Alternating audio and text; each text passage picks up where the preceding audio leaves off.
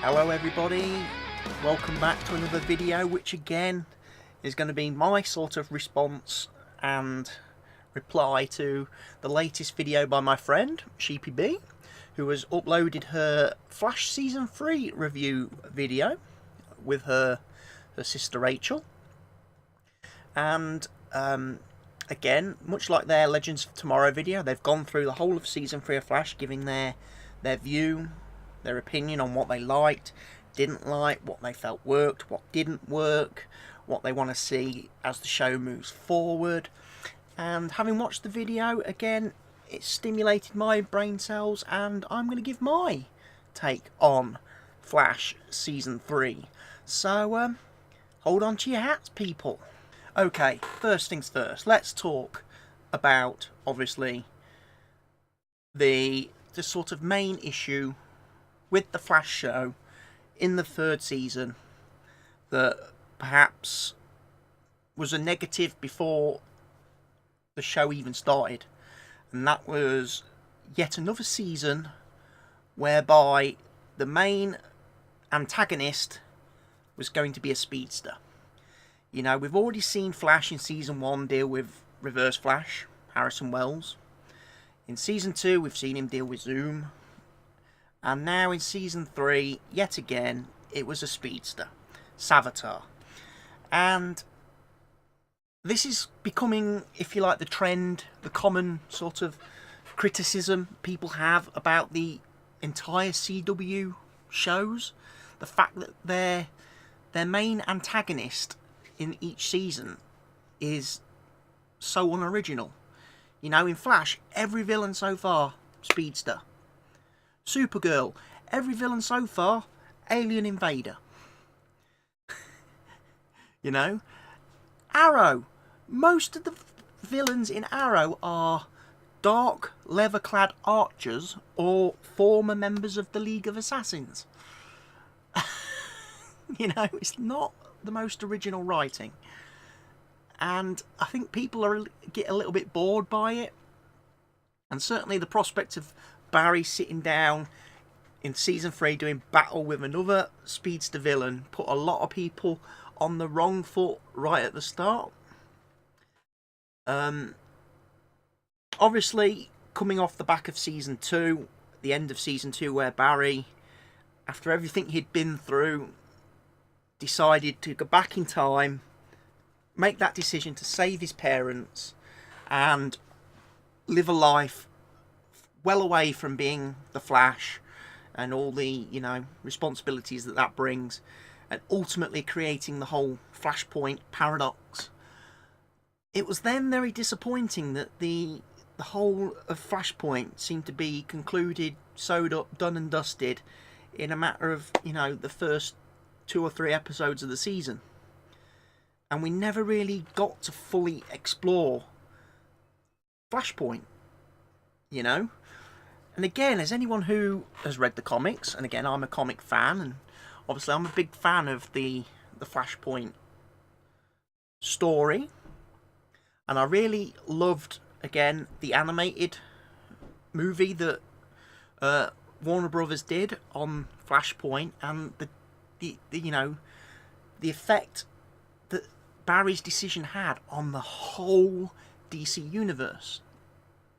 And again, I know it's probably hard to cover that in the TV show because, again, they don't have all access to all the characters and stuff, you know, like because of rights issues and stuff like that, and because of obviously DC obviously keeping certain characters purely for their movie universes. Although they are starting to lighten that up a bit since Jeff Johns took over as the head of the, you know, the DC sort of cinematic sort of department, and the movies and TV shows and everything. He's heading up that division now as the head of DC, so he's obviously a little bit more relaxed, which is why obviously we saw Superman in Supergirl this season. It would have been nice then in the Flashpoint paradox if we could have seen some of the actual elements of, you know, the things that really changed, because, you know, he caused some minor changes obviously in the Arrowverse with Diggle obviously losing his baby daughter and gaining a baby son instead. But I wanted to see perhaps some of the bigger changes play out for a little bit longer. You know, like, I mean, in the actual Flashbook comics, obviously one of the big changes there was Batman wasn't Bruce Wayne. It was actually his father, because Bruce was killed with Bruce's mum in the alley, and it was actually Bruce's father who then went on to become Batman. And again, I know they couldn't do that in in Flash, because they don't have the Batman Bruce Wayne character in the show or in the universe. But I would like to have seen them do maybe something with Arrow where Oliver isn't the Arrow, someone else is, and they could have had that play out in Flash a little bit, and, you know, seen a bit more of the effect of Flashpoint in the show before Barry undoes it as best as he can, but obviously still leaves the repercussions in the current timeline when he returns back to 2016, 2017, whatever the time is in the show, and, you know, the effect it's had on everybody. So yeah, a lot of people felt that doing Flashpoint, it should have been more of a feature of the season than being quickly done and dusted and then let's bring in Savitar, the speedster villain. You know, I think people would have preferred Flashpoint as itself, the concept, to be the, if you like, the big problem with the show. You know, that Barry has to overcome ultimately and put right. That would have been my feeling on a better season. Again, another feeling that I have with, again, Flash, and certainly this season, because of the tone of the show and how sort of very dark and depressing it got, the season itself was too long. Too many episodes. It could have probably benefited from maybe taking a Legends of Tomorrow approach, having fewer episodes, because at times I found The Flash very hard to watch this year. It got tiresome, you know.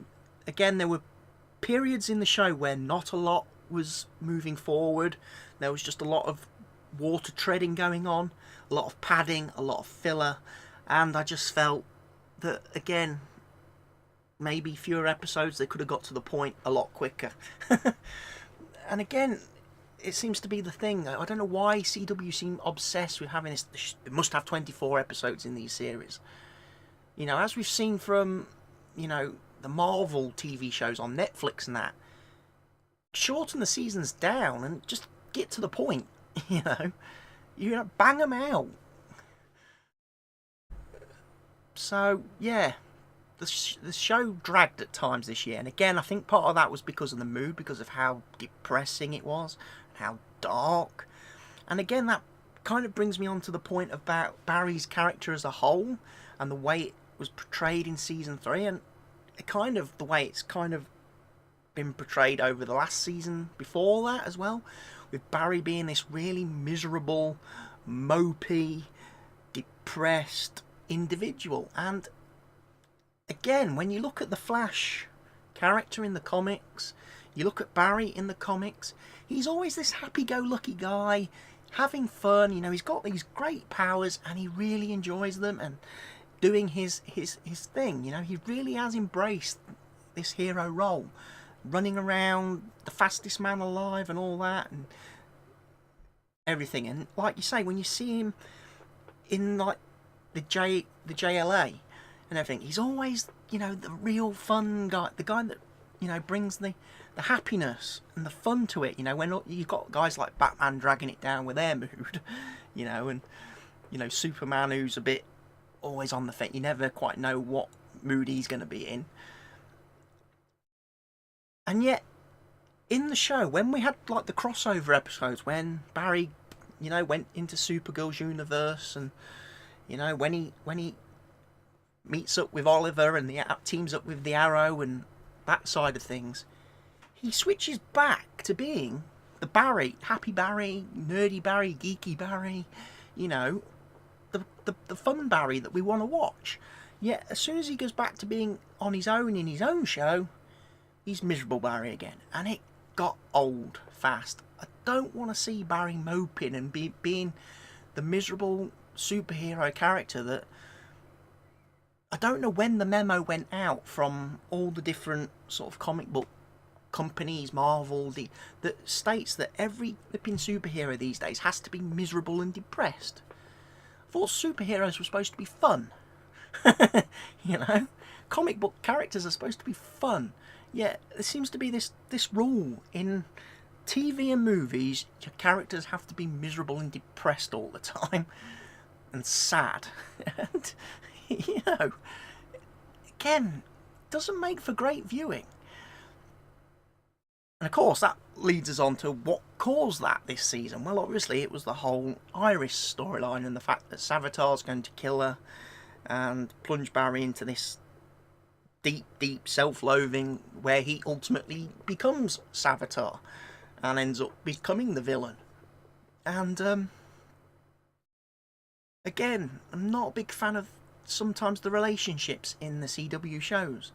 You know, we've had the whole, you know, Oliver Felicity thing in Arrow, which got old fast and nobody wants to see come back, but it looks like the show's pushing for it now after season 5, you know. And obviously we had the whole thing in Supergirl where they attempted to, you know, force Jimmy and Kara together, but that didn't pan out because unfortunately the actor and actress in that show have no actual chemistry on screen.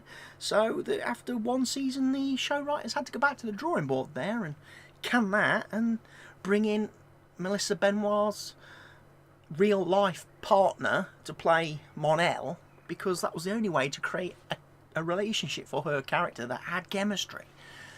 And it's the same really in Flash. You know, we've got Iris and Barry, and it's just like, I don't really want to see that. I know, again, it's, you know, the comic book fans out there will go, well, that's the way it is in the comics. It's Iris and Barry in the comics. You know, it's Clark Kent, Lois Lane. You know, you can't mess it up. You can't interfere with that. And possibly rightly so. But I did prefer Barry's relationships in the past with Patty. You know? The fact that he had a relationship with someone who wasn't part of Team Flash, didn't know he was the Flash, and, you know, it was a whole separate thing without the sort of dramas and, you know, all that comes with that. You know, it was, you know, nice to see Barry being able to have some normalcy away from Star Labs and away from being the Flash. And I feel him and Iris just doesn't allow that to happen. And again, I feel like at this point in season 3, what is Iris's role in the show? She just kind of hangs around at Star Labs now. Like my friends mentioned in their video, she just stands around with a nice weave and a well done makeup and a fancy outfits and her posh shoes, which pretty sure she couldn't afford because she doesn't seem to have a job anymore. You know, what happened to her writing career? She's just, like, stopped. And again, in season 2, we saw her being this writer and being this reporter that, again, felt a little bit too maybe Lois Lane-ish. And the fact that she would go off and get into trouble and Barry would have to come along and save her. And maybe, again, somebody, somewhere, maybe mention that to the writers and they went, oh, you know what? Yeah, you're right, that is a little bit too Clark Kent, Lois Lane-ish. We're going to change that. But then they haven't replaced it with anything. You know, Iris is just there, hanging around, back a scene, and basically just causing Barry to be all mopey and emotional all the time. So I feel her character at this point is a huge negative on the show. And I definitely wouldn't have minded if they had killed her off at the end of last season. If they hadn't swerved us with that whole replacing her at the last second with HR, which was a bit disappointing for me because I really liked HR this season. It was great to see Tom Cavanagh, after playing Harrison Wells in season 1 and Reverse Flash, and then playing Earth 2 Wells in Season 2, playing another completely different version of the character in Season 3. And I really liked the HR character. I thought he was really, really fun. The fact that he turns up, he's not this great scientist that everyone thought he was. He doesn't have any powers or abilities really to offer the team. He's just sort of this motivator.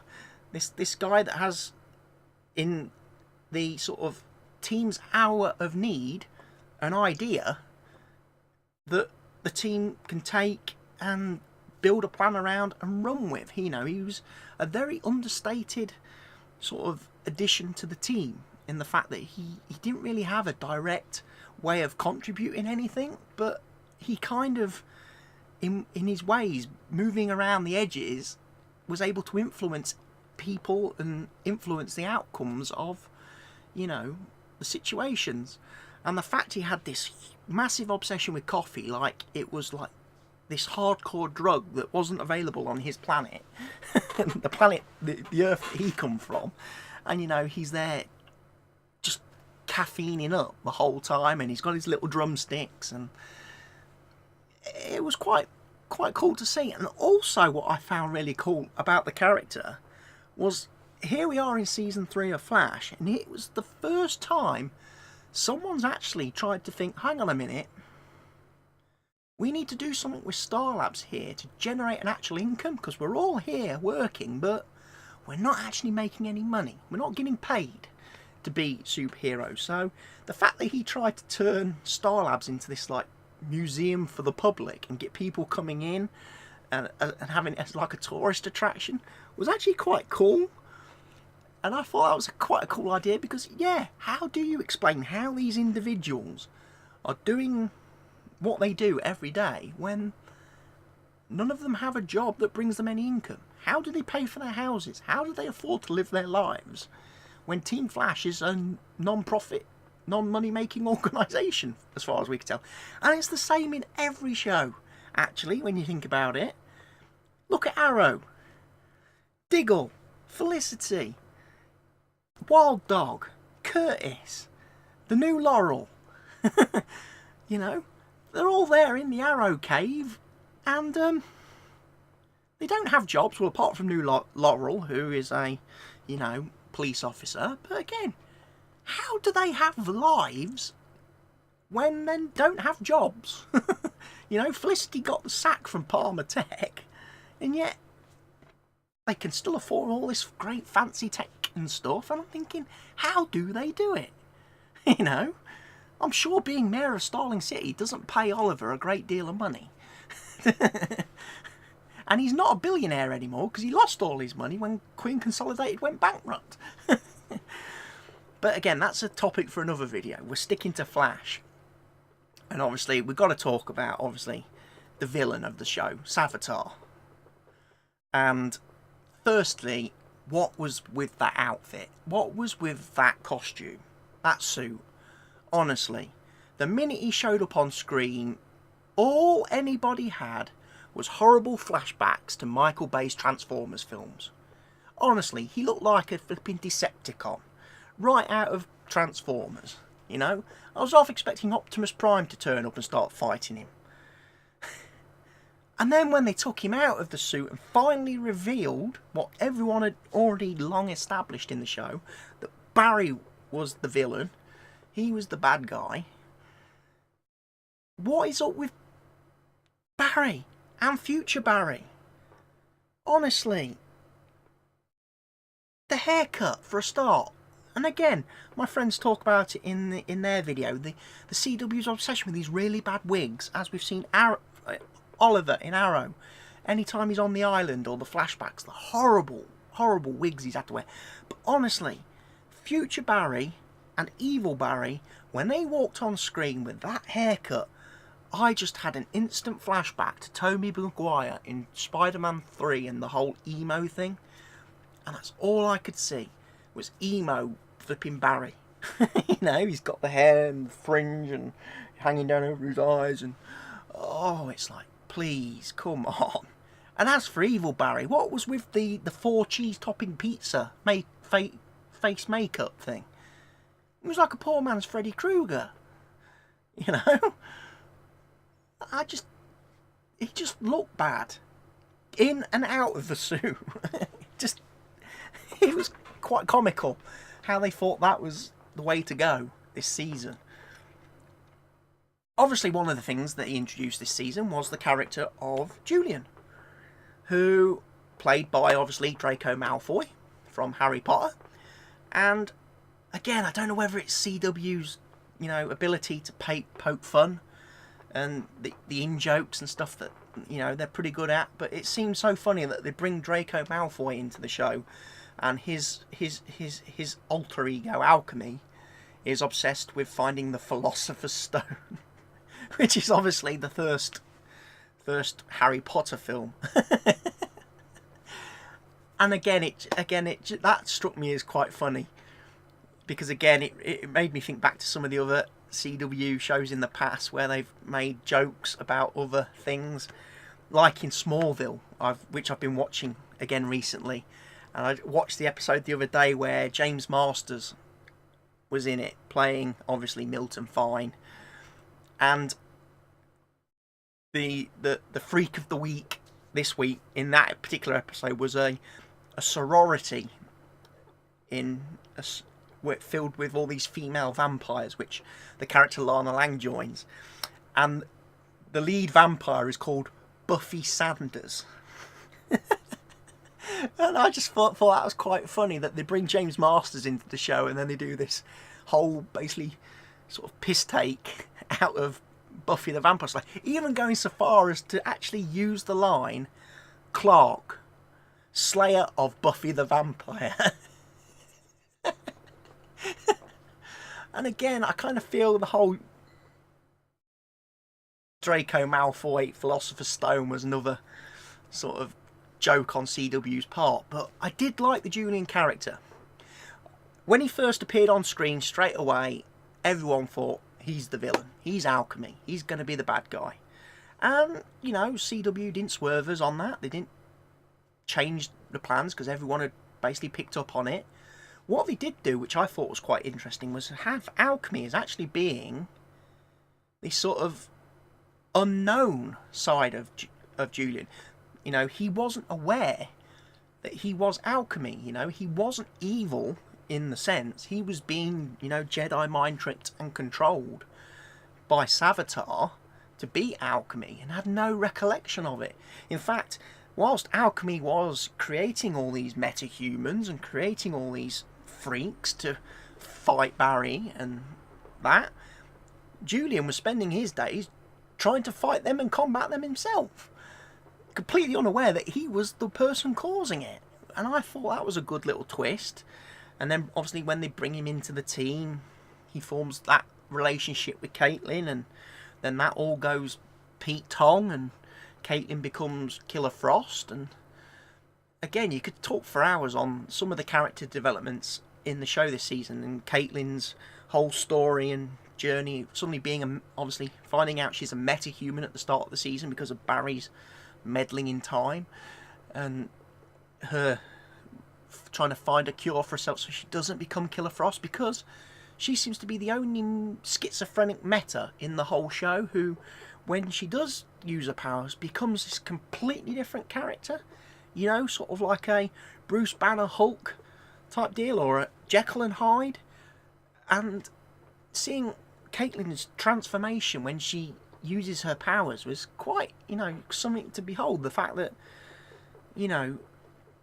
she is a completely separate character, and the way the show ended season 3 and the way her storyline was tied up, the Caitlin that we've known over the past sort of 2.5 seasons is probably gone. We're probably never going to see that character again, and we're going to now have to put up with this new sort of Caitlin Frost hybrid character and see how that develops as the show goes forward, and what she now is going to bring to the team. Now she's obviously got these metahuman powers and that, and what she plans to do with them and things like that, and obviously how her character is going to be. Again, maybe it's going to be good for the show going forward and good for the actress who plays Caitlin, because again, her character maybe in the show up till now has been a little bit underused and underutilized. You know, Cisco obviously got his vibe powers quite early,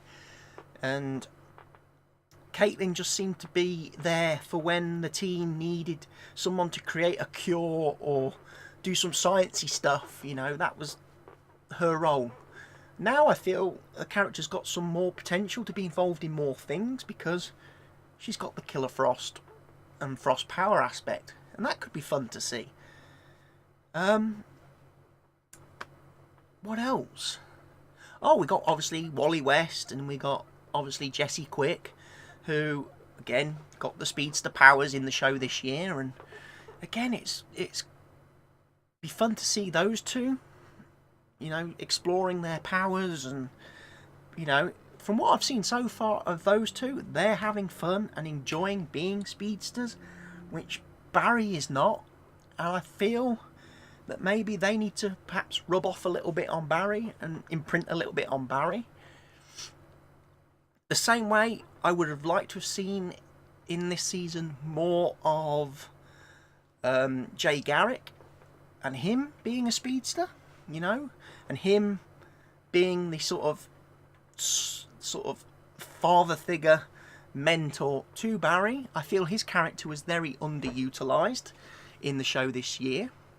But again, maybe having him around might have actually undone some of the stuff the writers were going for in making Barry so mopey and depressed, because he's lost his parents. You know, his father was killed by Zoom, and you know, his mum was killed by Reverse Flash. So suddenly to bring in Jay Garrick as this secondary father figure mentor might have just undone the sort of depressing stuff. But they certainly should do it going forward. Season 4, I'd like to see more of Jay Garrick, and I'd like to see Barry going maybe into Jay Garrick's world and helping him out in his Earth. And that's something else I would like to see from the show in Season 4. Let's not just keep focusing on Central City. Barry has this ability to be able to, you know, move through portals and travel between the Earths of the multiverse. You know, we've seen him go to Earth 2, we've seen him go to the Gorilla City. Let's see him explore some other areas of, you know, the multiverse and see different variations and versions of all the characters. You know? Another thing I would like to see as well, again, in future episodes of The Flash, Season 4 onwards, is again, some more of the Rogues gallery that Flash is known for. You know? Again, let's stop doing recycling speedsters. One of the characters I would like to see a lot more of is the Trickster character, played by Mark Hamill. Again, I feel they've missed out on an opportunity there. The few appearances he has made so far, he's been really, really good in that role. I know a lot of people say, well, he's just playing Joker that he played in the animated series and the Arkham games. So what? He's the freaking best at it. You know, he's the best Joker ever. If he wants to incorporate some of that into the Trickster role on Flash, let him. Let's go for it, you know. It's the closest we're ever going to get to see Mark Hamill playing a live version of the Joker. So, let's have at it. You know, I love that guy. He's so funny. And again, I would like to see perhaps, as the show goes forward, Barry having more interactions with, say, Supergirl, Oliver, maybe even the Legends. Because again, Barry seems to be a different character, and he has a different way of being and existing when he's around these other heroes. He's a lot more fun, a lot more likeable, a lot more entertaining. Yet, when he's in Starling City, surrounded by Team Flash, he's, like I say, very miserable and depressing. Not fun, not geeky, not nerdy, you know, which is the fun type. That's the side of Barry we want to see. You know, we don't want to see Barry becoming Oliver Queen clone 2.0. You know, we've got our dark, moody, brooding hero in the CW universe, and Oliver fills that bill perfectly. Let's not mess with that. What else would I like to see from the show going forward?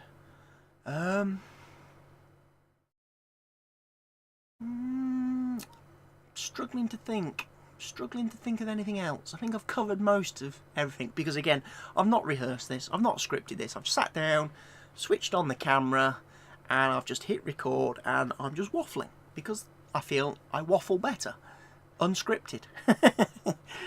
So yeah, those are my thoughts and views on The Flash. Let's get rid of Emo Barry and any villains that look like Tobey Maguire in Spider-Man 3. Why is it that when people go bad, they go to the emo dress shop? Is it like the villain wardrobe only has one section? There's only one clothes shop for villains, and you've either got to be a goth or an emo. Again, it would be nice, as I say, season 4. What happens in season 4, where it goes, what happens with the characters. It'd be interesting to see what role Tom Cavanagh plays in season 4. Will he be playing Earth 2, Harrison Wells? Or will he be playing another version of Wells? You know, okay, HR's dead. What is he going to come up with next? What are they going to come up with for him to do in season 4? Who's the villain going to be? It's not going to be a speedster. The writers have confirmed that, thank God. You know, so how do we deal with that? You know, is that villain going to be a threat in the season to basically Barry, Wally, Jesse, Jay, you know, 4 speedsters, you know, part of Team Flash. You know, they've got to come up with a good villain to be a threat and be a villain if he's not going to be a speedster. Again, I hope somehow they still manage to include Draco Malfoy in season 4. I haven't been able to find anything to confirm whether he is staying on as a cast member, whether they are retaining him for the next season, or whether, you know, his character is done and dusted. Again, I don't know really. It would be nice. It'd be nice to keep him on the show. I think Julian is a nice addition, especially if Caitlin is going to be moving away from Team Flash for a period of time. You know, Julian can still be the sciencey guy that on the team that they need. And again, I would like to see him maybe go back and look at some other elements of the show that have become overlooked in time. And again, one of the things I would like to know as as a Flash fan, is whatever happened to Robbie? You know, Caitlin's partner, Caitlin's husband, boyfriend, fiance. You know, at the end of season 1, he went into that time portal thingy that, you know, that Reverse Flash created, and Professor Stein came back out of it with Barry, but where did he go? Where did he end up in the multiverse, and why have they not bothered looking for him? Why have they not tried to find him? I know, obviously then Stein went and got Jefferson and carried on the Firestorm aspect in Legends of Tomorrow with a thing, but what happened to that original character? Where is he? They're just, oh, he's dead. Well, you don't know that. He could be on any other Earth throughout the multiverse, waiting to be rescued, waiting to be brought back. Let's find him. You know, let's have a Firestorm on Flash, a different version. Someone to link up with Killer Frost, you know? So, there we go. Those are my thoughts and feelings on the show. Again, probably as a final summary, I would say season 3, definitely not the best for Flash.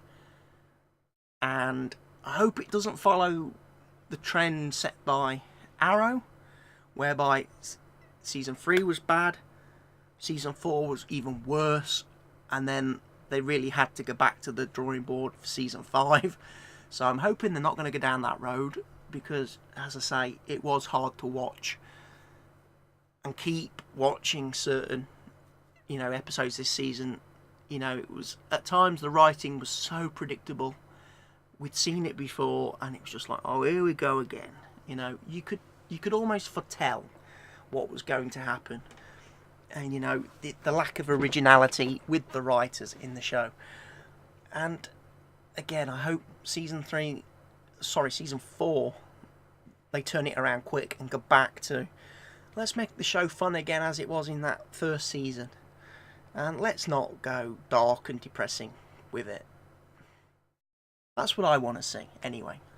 There's only, we've got too many sort of dark shows in the CW universe. Arrow and Supergirl are pretty much fitting the bill. Legends is the only one floating out there that's still trying to be light and entertaining and light-hearted and fun. Let's move Flash onto that side and balance the scales a bit, And like I say, let's see Flash bring in a few more maybe characters, a few more guest appearances. Bring back Constantine. I would like to see Constantine again. If they're not going to give him his own show again and let's see him in the Arrow universe, the CW universe.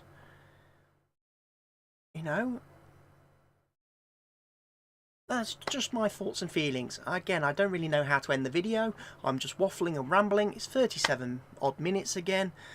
I'm going to say goodbye before I get too far in. And I'm sorry I haven't put clips in this video, but I didn't want the headache of all the,